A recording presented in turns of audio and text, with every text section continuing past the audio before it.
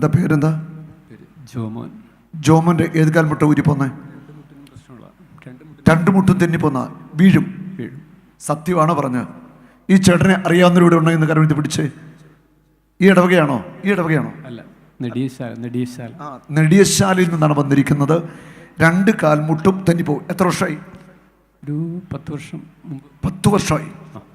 തെന്നി വീഴുവോ? വീണിട്ടുണ്ട്. ഈ കഴിഞ്ഞ വർഷവും ഉണ്ടായിട്ടുണ്ട്. സാധാരണ എങ്ങനെ ഏത് സൈഡിലൂടെ തിന്നുന്ന കാൽമുട്ട്? അങ്ങനെ പറയാൻ പറ്റില്ല. ചിലപ്പോൾ ഫ്ലോറിൽ റൂമിനകത്ത് വെച്ച് തെന്നി വീഴും. നടന്നുകൊണ്ടിരിക്കുമ്പോൾ തന്നെ മുട്ട് തെന്നി ഉണ്ട്. ഇതാണ് ഈ ചേട്ടൻ്റെ പ്രശ്നം. വിശ്വാസമുണ്ടോ? ഉണ്ട്.